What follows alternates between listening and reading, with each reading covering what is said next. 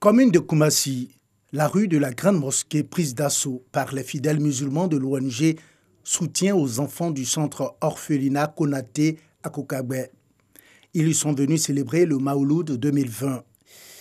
Du haut de son pupitre, le guide religieux délivre un message de paix à l'endroit de sa communauté composée majoritairement de jeunes. Le prophète ne se comportait pas comme nous nous comportons en tant que des jeunes aujourd'hui. Voilà pourquoi nous lançons nos messages à tous les jeunes de la Côte d'Ivoire pour que nous puissions être bien éduqués avant que la Côte d'Ivoire avance. Nous n'avons qu'un seul pays. Si la Côte d'Ivoire brille, c'est à nous tous. Mais si la Côte d'Ivoire est en avance, aujourd'hui, l'intérêt à nous tous. C'est une nuit qui est bénie beaucoup. Donc cette soirée, on est ici. En tout cas, je suis très content d'avoir participé parce qu'on a notre chèque qui est là. Dans la commune voisine, à Port-Boué, au quartier Adjoufou, c'est dans la cour de l'école Bad que la communauté musulmane Jamaatouzik Asebounala commémore la naissance du prophète de l'islam, Mohammed. En cette veille électorale, le message de l'imam Dosso demeure le même. Là, nous avions lu le Coran, prié pour la Côte d'Ivoire, prié pour toute la communauté musulmane et prié d'ailleurs pour tout le monde. Voilà, Inch'Allah, parce que nous sommes à la veille des élections présidentielles prévues pour le 31 octobre. Inch'Allah, c'est notre rôle de prier pour notre cher pays, la Côte d'Ivoire. Nous avions, Inch'Allah, fait cette prière, demandé la miséricorde d'Allah subhanahu wa ta'ala à ceux qui nous guident dans le droit chemin. Autre destination, même réalité. Au village Benegosso, toujours dans la commune de Port-Boué, les fidèles musulmans de la mosquée Zénab sont invités à cultiver la paix et le vivre ensemble. Le prophète enseignait le savoir-vivre. Il nous a inculqué le pardon entre les uns et les autres. Aimer ton prochain comme soi-même. En tant que les membres de chefferie, ce que nous tous nous pouvons dire, c'est la paix seulement. Réconciliation dans les pays et puis pour écouter ceux qui sont devant nous aujourd'hui. Dans la ville historique de Grand Bassam, Moussa Dramé, imam principal de la grande mosquée Fatima Zahra, présente le prophète de l'islam comme un modèle de la jeunesse. Occasion pour lui d'appeler les fidèles musulmans à prier pour des élections apaisées. Nous avons demandé à la jeunesse de ne pas céder, d'avoir le courage. Ce n'est pas dans la violence qu'on gagne. Nous avons aussi lancé un message à l'endroit de notre communauté, les habitants du Sud Komoué, message de paix.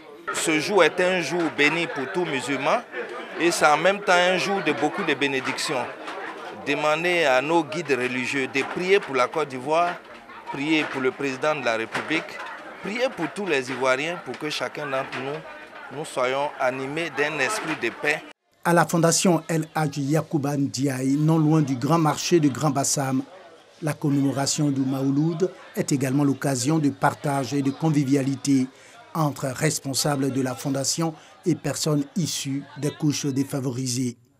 C'est l'acceptation de tout un chacun, qu'il soit musulman, non musulman, chrétien, juif. Nous devrions accepter tout le monde comme le prophète a accepté tout le monde. C'est ce qu'on les demande. Être serein dans la vie et se confier à Dieu. Nous rentrons rassurés. On vient d'écouter le sermon de l'imam. C'est l'islam, ça ne peut que nous rassurer.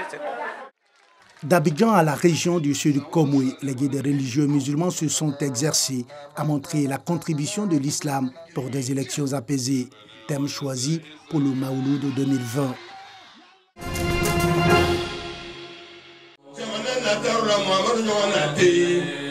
Le Maoulid, cette fête commémore la naissance du prophète de l'islam, le prophète Mohammed. Elle est célébrée dans la nuit du 11 au 12e jour du 3e mois du calendrier hégirien. Cette année, cette date correspond à la nuit du mercredi 28 au jeudi 29 octobre. Au cours de cette nuit spirituelle, guides religieux, prédicateurs et fidèles musulmans sont invités à faire des prières et des invocations à l'endroit du prophète Mohammed, sur sa famille, ses compagnons et sur l'ensemble des envoyés de Dieu. À travers cette nuit, non seulement la jeune génération va connaître qui est le prophète Mohammed, mais aussi c'est une invite à tous les musulmans de ne pas ignorer la vie de leur prophète. Le Maoulid 2020, qui se déroule dans un contexte électoral, est le lieu pour les guides religieux et leurs fidèles de prier pour la paix et la stabilité en Côte d'Ivoire, d'où l'importance du thème retenu cette année par le COSIM, contribution de l'islam pour des élections apaisées. Les élections ne riment pas avec, n'est-ce pas, des conflits. Et nous devons nous atteler à préserver notre chère patrie de tous ces dangers qui rôdent à nos portes. Cette fête, selon les guides religieux, ne fait pas partie des deux fêtes canoniques musulmanes, l'Aïd el-Fitr ou la fête de Ramadan et l'Aïd el-Kébir ou la fête de la Tabaski. Il est 11h quand l'épave du véhicule est tirée de l'eau. C'est un véhicule de type 4x4 qui a terminé sa course dans la lagune tôt ce mercredi matin sur le chantier de construction du 4e pont d'Abidjan, comme le montrent ces images de la vidéosurveillance. À son bord, un chauffeur et 2 techniciens des laboratoires, arrivés tôt sur le site comme à leur habitude pour vérifier la qualité des matériaux devant servir aux travaux ce jour.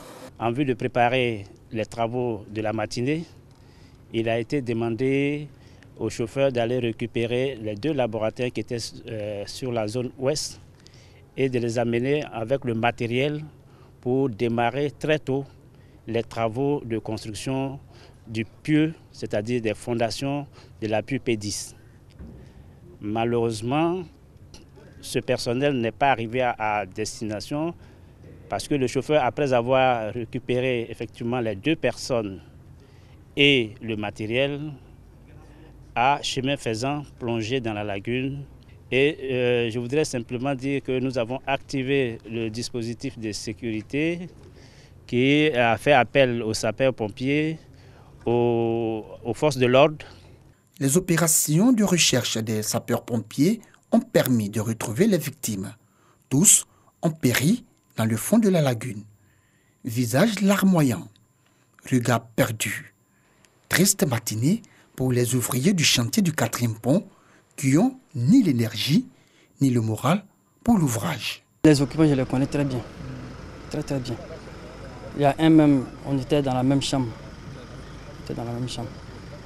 Vraiment, ça me fait mal. Ça me fait mal que ce monsieur, que j'ai taquiné à tout moment, toujours. Aujourd'hui, on extirpe son corps de l'eau comme ça. Je sens qu'il est mort avec... Vraiment, il est mort difficilement. Il a souffert. Les travaux ont été stoppés. L'enquête permettra d'en savoir davantage sur les causes de ce drame. Pour le moment, je ne suis pas au courant des démarches pour avoir les fonds. Bon, pour le moment, on est là. Sinon, s'il y a eu ces fonds-là, ça peut m'aider à pouvoir développer mon garage. Tout comme ce jeune mécanicien, nombreux sont les opérateurs des secteurs de l'artisanat, PME et PMI qui ignorent encore les démarches à suivre pour bénéficier des fonds alloués par le gouvernement, mais aussi le mécanisme pour postuler à un appel d'offres. Cette caravane du premier responsable de la Confédération des PME-PMI du bâtiment et des travaux publics a donc pour objectif de les éclairer sur les dispositions prises. Entre autres, allègement des dossiers à fournir pour des prêts, facilitation de la procédure de passation des marchés sans occulter la rapidité dans le paiement des factures au terme des délais d'exécution des travaux. Celui qui vend, qui a une table de simplement qu'au marché, que tu vends que des tomates, des choses, l'État dit que tu as la possibilité de devenir une grande entreprise.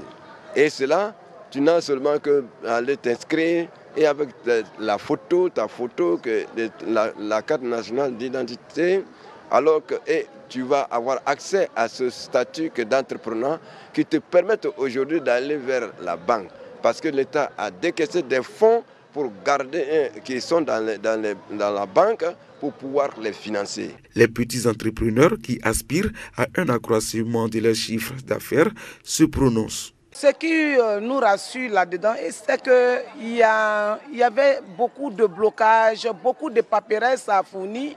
Mais aujourd'hui, le président nous met en confiance pour dire qu'en tant que PME, nous avons beaucoup d'avantages aujourd'hui pour pouvoir travailler librement, tels que les dossiers à fournir pour pouvoir opter pour les appels d'offres. C'est comme pour faire sortir le secteur formel pour le formel. En plus de cela, nous allons bénéficier aussi des fonds de l'État. Je pense que vraiment il y aura beaucoup de changements.